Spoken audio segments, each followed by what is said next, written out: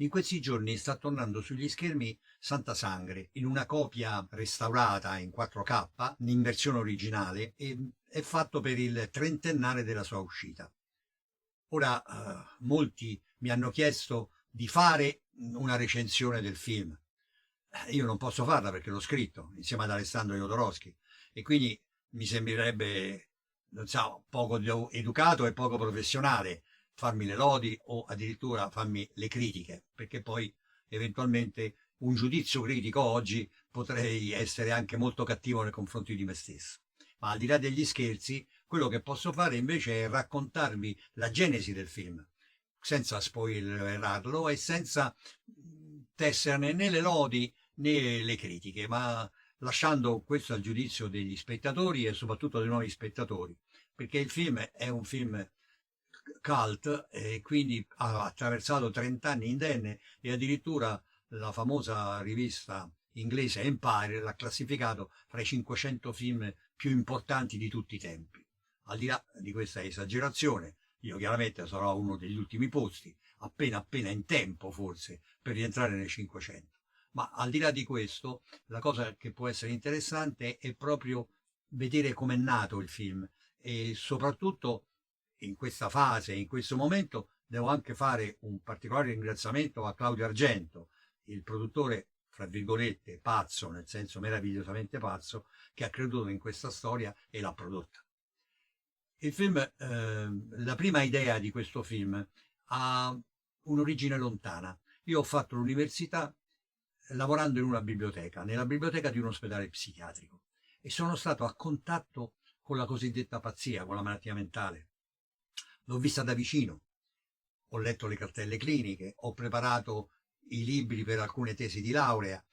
È chiaro, non ho alcuna capacità da psicologo o da psichiatra, però sono stato molto vicino e umanamente ho seguito alcune vite di ricoverati, perché facevo parte di un programma che si chiamava un programma di ludoterapia, si preoccupava della pittura, del teatro per i malati e anche di un altro programma che si chiamava di ergoterapia, cioè la terapia del lavoro e quindi dare la possibilità ai malati di fare dei piccoli lavori e quindi togliersi la divisa, perché ancora erano i tempi in cui i malati erano in divisa, togliersi la divisa e poter frequentare la biblioteca, quindi agli occhi di un estraneo essere trattati come persone normali. Ora, in questa fase ho avuto alcuni pazienti che apparentemente erano molto tranquilli e generalmente erano anche molto colti e molto preparati. Una delle mie piccole esperienze mi ha fatto capire che generalmente la schizofrenia è proprio una, diciamo così, degenerazione dell'intelligenza. Cioè, molto spesso gli schizofreni sono molto intelligenti, molto sensibili e molto attenti. E uno di questi ricoverati, che lavorava con me perché conosceva 3-4 lingue e quindi poteva aiutarmi a classificare i libri, perché la biblioteca era 50.000 volumi, quindi aveva libri di tutti i tipi e di tutte le epoche. A un certo punto, un giorno, cominciava a guardarsi di lato e a dire sta zitto, sta zitto. La seconda, la terza volta che ha fatto questo, gli ho chiesto cosa accadeva. E lui mi ha risposto sereno, con i suoi occhi azzurri, tranquilli, mi ha detto no, niente, ho la voce che mi dice di ucciderti, ma non ti preoccupare perché io ti voglio bene. Sono rimasto un po', diciamo così, almeno a disagio. E lui mi ha rassicurato, mi ha detto no, no, stai tranquillo, ti voglio bene, non gli do retta. E mi ha continuato a fissare con i suoi occhi azzurri. E io sono stato, per quanto potevo esserlo, tranquillo. La biblioteca era grande, erano 5 grandissimi ambienti che contenevano appunto 50.000 volumi ed eravamo io e lui soli, isolati in un piano alto di questo immenso palazzo.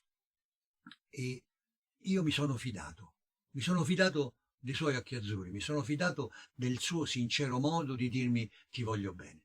Ecco, questo episodio probabilmente all'interno della mia psicologia come un piccolo seme ha fruttato e dandomi un senso di fiducia, dandomi un senso innanzitutto di eguaglianza e soprattutto un senso di fratellanza con il disagio e anche con il disagio mentale, perché ho trovato Abele in quello che poteva sembrare Caino, e questo fatto così ancestrale, così mitico, mi ha fruttato proprio dentro di me, ha fruttato dentro di me.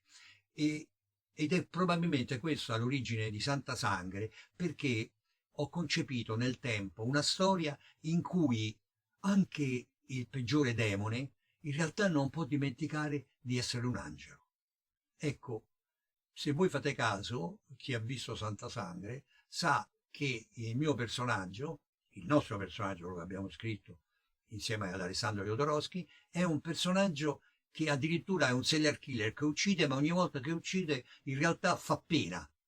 Cioè, quasi quasi, più che la vittima, fa pena il killer, proprio per ribaltare completamente il concetto del bruto, del violento, del mostro, ma tornare quasi alla radice latina monstrum, cioè una cosa da vedere, una cosa curiosa da scoprire. Ecco, perché l'animo umano chiaramente è un'infinita galleria di tipologie, è una miniera profondissima in cui anche fra l'orrore, non a caso uno dei famosi versi di De André, dai diamanti non nasce niente, dall'etame nascono i fiori, cioè c'è nelle profondità dell'animo, anche dell'animo più orrendo, questa capacità incredibile, questa piccola scintilla. Bene, nel tempo ho elaborato una storia e questa storia l'ho raccontata a Claudio Argento, con il quale era un periodo in cui collaboravamo insieme. Claudio ha capito questa storia, anzi addirittura ci ha aggiunto delle cose che pensava, e insieme abbiamo deciso di presentarla al regista che ci sembrava il più adatto a poterla rappresentare, ed era Alessandro Jodorowsky. Alessandro Jodorowsky era una decina d'anni che sembrava scomparso dalle scene internazionali, e Claudio, con molta solerzia e molta abilità, lo ha ritrovato, ha parlato con il suo agente e Alessandro ci ha dato un appuntamento a Parigi. Ma ha voluto solo me, ha voluto incontrare solo me. Non capivamo perché, ha detto voglio incontrare chi ha scritto questa storia. Io sono andato ad incontrare Alessandro a Parigi e nell'androne del palazzo del suo agente, mentre stavo per prendere l'ascensore, dall'ombra è spuntato un uomo elegante, curioso, particolare, vestito completamente di viola. Aveva anche le scarpe viola, la camicia viola, la cravatta viola, era completamente viola. Che mi ha detto, oui, c'est moi. E così ho visto per la prima volta davvero Alessandro. E non è voluto andare dalla gente, che è un luogo di mercanti, mi ha detto. Andiamo in un bar e guardiamoci in faccia e parliamo. La prima cosa che mi ha detto appena siamo seduti nel bar è stata la seguente. Quando hai scritto questa storia? Ho detto, ma non lo so, credo un anno fa più o meno. Quando precisamente? Ma non ricordo. Poi mi sono rammentato che mia figlia piccolina aveva avuto la febbre ed io ero rimasto a raccontarle delle favole, e poi tornando, sono passato per il mio studio, mi è venuta in mente un'idea e ho cominciato a buttare giù quello che era il primo nucleo del soggetto di Santa Sangre. E allora ho detto, dovrebbe essere stato il 29 marzo. A che ora l'hai scritta? Non lo so, sono state l'1:30, le 2 di notte. Lo sapevo, mi ha detto Alessandro. Lo sapevo. Io quella notte sono andato a dormire presto e l'angelo delle storie è passato su Parigi per portarmi una storia. Ha visto che dormivo, ha continuato fino a Roma, ha visto che tu eri sveglio e ti ha dato la storia. Ma la storia era mia e tu sei un ladro. Ma come un ladro, Alessandro? L'ho bettato. No, tu sei un ladro. Tu è un voler. E da allora mi ha chiamato Le Voler là, quel ladro lì, riferendosi a me. E quindi, che è una storia molto bella questa, perché fa capire come nella realtà ogni artista ha la capacità, il momento che gli piace una cosa, di impossessarsene, di sentirla sua e di pensare che davvero l'abbia concepita. E poi Alessandro questa storia chiaramente l'ha elaborata con la sua fantasia, con la sua arte, raccontandomi anche un episodio che era avvenuto a Città del Messico e che sotto certi aspetti aveva delle caratteristiche simili. E abbiamo scritto insieme la sceneggiatura e poi lui ci ha realizzato il film che tutti conosciamo. Ora, mentre lavoravamo insieme alla sceneggiatura, sono stato circa 2 mesi a Parigi con lui, e c'è un altro episodio molto divertente e molto curioso. Un giorno andavamo sempre a mangiare fuori perché chiaramente Alessandro aveva questa grande casa con allievi, con figli, con tutta una serie di persone che entravano e uscivano e noi ci isolevamo da una parte, ma in ogni momento che aprivamo una porta c'erano sempre persone e quindi andavamo a mangiare fuori. Un giorno mi ha detto basta di mangiare fuori, ti preparo il pranzo io. Ma sai cucinare Alessandro? Ah, io so fare tutto. E va bene, allora la mattina quando sono arrivato ha detto ho preparato già il pranzo. Vabbè, è arrivato mezzogiorno e mezzo. Alessandro, ah, vado a vedere che ho fatto la pasta, come se avesse fatto una grande concessione. E dopo poi è tornato, abbiamo ripreso a lavorare di nuovo, oramai era l'una e mezza. Alessandro, vado a vedere se è cotta. È sceso, è ritornato. Questa pasta non cuoce mai. Scusa Alessandro, ma fammi capire com'è. No, no, non ti devi interessare, cucino io. Ho capito Alessandro, ma mi hai detto che da mezzogiorno che stai cucinando, oramai sono le 2:30. Sta pasta, vabbè, vieni a vedere. Ha aperto il forno e mi ha mostrato una teglia di pasta, erano credo come dei ricatoni, messi lì col pomodoro. Cioè non erano cotti. Lui ha messo i rigatoni crudi col pomodoro e l'ha messi dentro il forno. Ho detto Alessandro, e andiamo a mangiare fuori. E quando Claudio divertentemente mi ha detto Roberto, ma vorrei capire, guarda, sei sulle mie spese, non c'è problema, ma come mai c'è questo conto di ristorante allucinante? E ho detto Alessandro, Claudio, purtroppo ho mangiato 2 giorni da Alessandro e poi ho dovuto rifarmi. E quindi siamo andati così. Un'altra cosa divertente è che Alessandro chiaramente è stato uno splendido ospite. Questi tra l'altro sono i libri che mi ha regalato, con le sue dediche incredibili. Eccole qua. Questo è un libro. Questi sono i fumetti che scriveva con le sue dediche.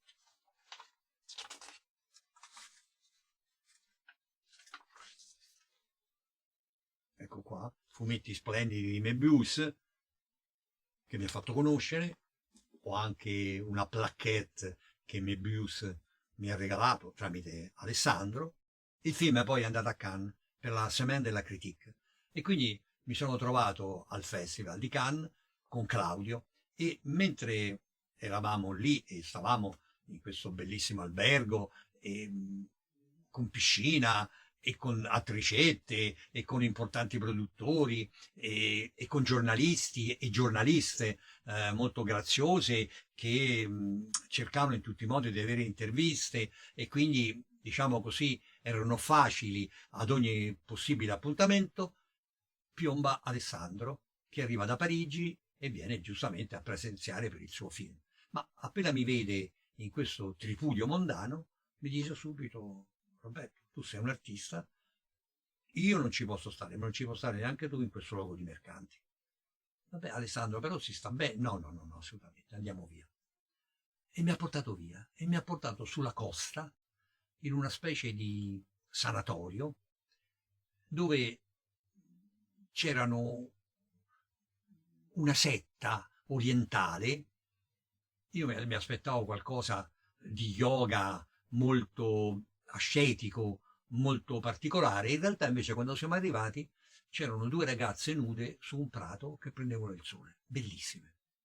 Immediatamente questa scuola di yoga mi è sembrata molto più gradevole e simpatica di quello che immaginavo. Diciamo così, il guru di questa setta mi si è avvicinato, era una famosa setta americana, non faccio il nome per evitare di essere querelato, ma era una famosissima setta, mi si è avvicinato e mi ha detto, un ragazzo di colore, aetante e deciso, avete mangiato? No, non abbiamo mangiato, siamo stati in viaggio. Alessandro, temevo sempre mi dicesse questo, non andiamo nei ristoranti perché è un luogo di mercanti. E dice, va bene, allora pensiamo noi a rifocillarvi. Ha battuto le mani e praticamente una specie di processione di ragazzi e ragazze, ma devo dire particolarmente belli, particolarmente attraenti, ha sfilato di fronte a noi seduti davanti a un piccolo tavolino, portandoci chi una pera, chi una mela, chi un panino, chi un bicchiere, chi una bottiglia di vino, chi una bottiglia d'acqua, chi una fetta di salame, chi una fetta di prosciutto, chi una porzione di formaggio, così, con questa ritualità bellissima, orientale, ma continua, tutti con sorrisi, con delicatezza e con cose. È stato un pranzo bellissimo. Alla fine di questo pranzo mi ha detto: "Sarete stanchi per il viaggio?" Dice: "Sì, volete riposare?" Beh, sì, ci fa piacere. Siamo stati condotti in una grande sala oscura e due meravigliose ragazze con i lunghissimi capelli, vestite con un sari, ci hanno fatto accomodare e hanno cominciato a farci dei massaggi.